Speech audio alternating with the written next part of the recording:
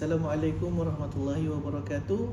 Saya Ahmad Behaki dan hari ini saya akan berkongsi hasil pemerhatian saya terhadap 10 video Syekh Usama Al-Shurafa yang telah saya tonton di TikTok.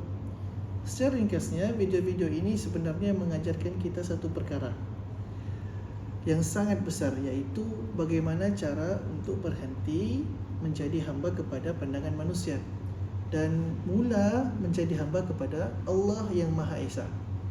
Untuk memahami isu tauhid ini bukan hanya dari sudut teori, adalah dengan cara mempersoalkan tentang bagaimana kita melihat dunia. Seperti yang disebutkan dalam video Syekh Usama, kita memerlukan insight, iaitu mata hati, bukan sekadar penglihatan luaran, untuk memahami apa yang sebenarnya berlaku di sekeliling kita. Seringkali kita bangun pagi dengan berfikir, apa aku nak buat hari ini? Namun dalam video Syekh Usama, dia mengajarkan kita untuk berfikir seperti seorang mukmin yang sebenar, dengan mempertanyakan apa yang Allah akan lakukan pada aku hari ini. Inilah asas kepada tauhid rububiyah. Kita perlu sedar bahawa Allah adalah pemilik mutlak segala ciptaan dan urusan, al-khalaq wal-amr. Apabila kita faham hanya Allah yang memegang kendali, kita tidak akan lagi terlalu bimbang tentang apa yang jiran atau kawan-kawan akan katakan kepada kita kalau kita tidak ada harta atau pekerjaan yang baik. Allah berfirman dalam surah Al-A'raf ayat 54, ala lahul khalq wal amr, bahawa penciptaan dan perintah itu adalah hak Allah semata-mata. Sebagai pelajar, kita tidak boleh hanya bergantung pada usaha kita saja, tetapi kita mesti sedar bahawa keputusan akhir setiap urusan kita berada dalam genggaman Allah. Ada satu perkara yang sangat menyentuh hati saya daripada video-video ini, ialah tentang niat.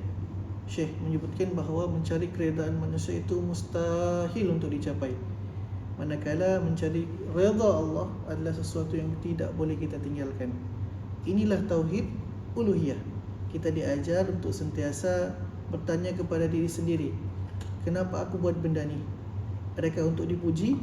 Atau kita jujur dengan diri sendiri, kita boleh kesan kalau niat kita sudah menyimpang. Kita perlu ingat bahawa pendapat manusia sentiasa berubah-ubah, tetapi sangat mudah untuk mendapatkan redha Allah jika niat kita betul. Asas kalimah la ilaha illallah menuntut kita untuk tidak bergantung kepada makhluk yang lemah, tetapi meletakkan pergantungan kita kepada Al-Khaliq. Jangan biarkan tekanan rakan sebaya atau standard media sosial menentukan kebahagiaan kita. Fokuslah untuk mencari redha Allah terlebih dahulu. Syekh juga menekankan bahawa punca kenapa ramai orang meninggalkan solat adalah kerana kelemahan iman.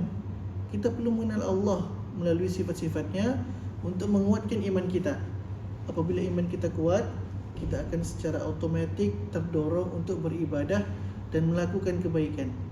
Jika kita rasa malas untuk belajar atau beribadah, itu tandanya kita perlu cas semula iman kita dengan mengenali kehebatan Allah, dengan belajar dan memahami tauhid asma was sifat.